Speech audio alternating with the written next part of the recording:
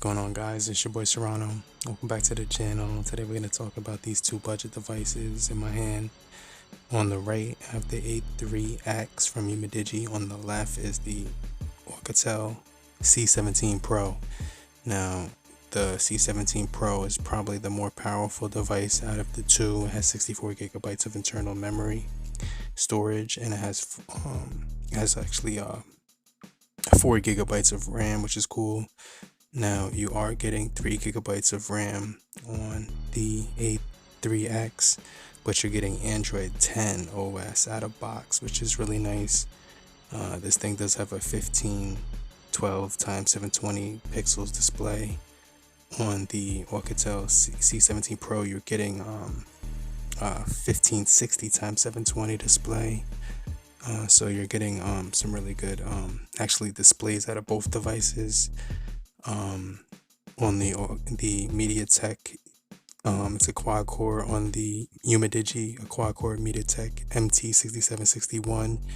It's going to be a Helio A22 CPU along with a Power VR GE8320 on the Umidigi, but it actually performed pretty well. I was able to play Call of Duty on low graphics, which was pretty cool. There was some pretty good performance with it. Didn't really have any issues with it whatsoever with the 3 gigabytes of RAM, 16 gigabytes of internal storage, but overall the Oukitel C17 Pro did look really nice overall. You can see that the body of the Umidigi kind of resembled an iPhone because of that metal frame that it had. It did come with a 3300 milliamp hour battery, which was pretty cool, and 4G LTE on Cricket and Metro for both devices, which is good to see. Now you were getting Bluetooth 5.0 on the Umidigi A3x, and it came out in November, which is nice to see. But also the Oukitel C17 Pro was equipped with Android 9.0 with a Helio P23 6763V chipset, which was a little bit more powerful for like gaming, and overall they definitely had really good they both felt sturdy in my hand. It didn't feel like I was using some real cheap budget phone. Overall they definitely felt pretty cool, but didn't matter whether I was playing around with social media, or watching movies or playing games, or just shopping. Both processors were able to handle that, so I didn't run any issues with it whatsoever. You were getting a 19:9 aspect ratio with 289 pixels per inch on the Umidigi with scratch resistant glass. It was clocked in at 2.0 gigahertz on the quad core processor.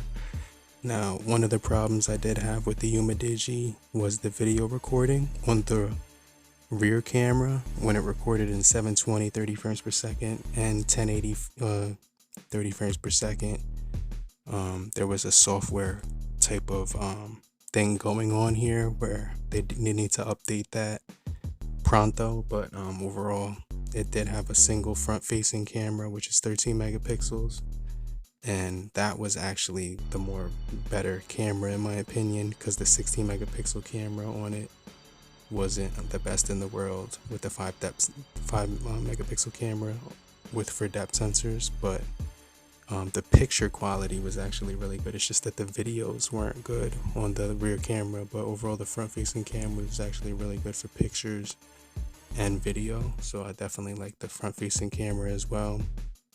But overall the speaker on that thing did get pretty loud, so I didn't have any issues with it pretty much whatsoever. But it did come with micro USB, which kind of sucked. And on the C17 Pro we were getting Type-C, which was actually a faster technology, which makes the phone a little bit more faster when you're charging it. And you did get a headphone jack on the Umidigi device, but you didn't get one on the Oukitel C17 Pro, which kind of sucked. But overall the quality of the video on the C17 Pro was actually really good in nighttime and daytime. And when you were taking photos on it, it did look really good as well. Now you were getting a 13 megapixel rear camera on there, and same thing with the A3X. So like they were actually like really good on the rear cameras for photos, and you can see the C17 Pro was actually good for photos too. The C17 Pro was released in August 2019, so it definitely was a pretty new device as well. It had 271 pixels per inch. They both had 2.5D curved glass as well, but overall the C17 Pro had more gigabytes of RAM and storage, which was definitely cool, and you get a micro SD card slot for both, so you can expand the storage on both of these devices. Now on the Oukitel C17 Pro, you did get a really nice rear 13 megapixel camera as well as a front one too. So honestly, the front one definitely I liked a little bit more in my opinion, but both of these devices were very user friendly. Now the Oukitel C17 Pro does have a 3900 milliamp hour battery, basically a 4000 milliamp hour battery, so you're not gonna have to worry about like keeping a charger around you throughout the day, because overall you're gonna get through a whole day with the battery that this thing has to offer, maybe even more. So I definitely could say that's a good thing, and something that I didn't have to worry about when I was using this device throughout the whole day, even when I was playing games and multitasking and stuff like that. So that was one of the plus sides about it, was the battery.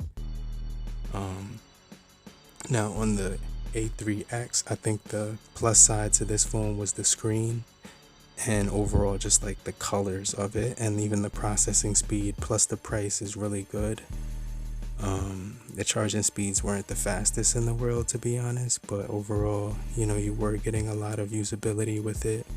The battery life could have been a little bit better, but the fact that it did have a 3.5 millimeter headphone jack was cool. On the Alcatel, that thing had a really nice color to it. Definitely could say that it was pretty snappy as well, but with the Android 10 on the Umidigi, that was definitely one of the more selling points to get that thing. But honestly, the fact that I had Android 10 makes it like definitely future proof, because it's ahead of like a lot of other devices with the software that it's actually providing right out of the box. So honestly, I could say that that's a definite steal, like for if you were to pick it up for around the price point that it's offering. But overall, both of these things felt really good in the hand. They felt sturdy when I was actually holding it. It didn't feel cheap. It felt solid in every way possible. You were getting fingerprint technologies and face ID on both of these things, so it was along with the password pattern and pin, which was definitely pretty cool. So overall, I could say that for $109, the Umidigi A3x did need to get some software updates for the camera, because that thing definitely needed some updates for video. But the C17 Pro is probably a little bit better for gaming and stuff like that. But overall, the C17 Pro did take some really good shots in for the front-facing camera, and even in the rear camera, it was pretty decent too. But let me know what you think about these two things. I definitely think they're both pretty cool for the like price that you're getting. I was able to like I'm a heavy user, so like I play games, social media, I do a lot of shopping, and like basically a lot of business on this thing. So this thing has to last at least 24 hours, and both of these things did like get me through the whole day, which was pretty cool. So when it came down to recommending either one of them, of course you're gonna save $50, and you're gonna get a better price on the Umidigi. But if you want better cameras, then you should definitely spend like an extra $50 for that thing on the Oukitel C17 Pro, because you're gonna get better cameras and stuff like that. But if you found this video helpful in any way possible, hit the like button, show your support by hitting the bell icon, and I'll check you guys later. But in the meantime, have a great morning, afternoon, evening, and depending on where you are, Later, crew. Peace.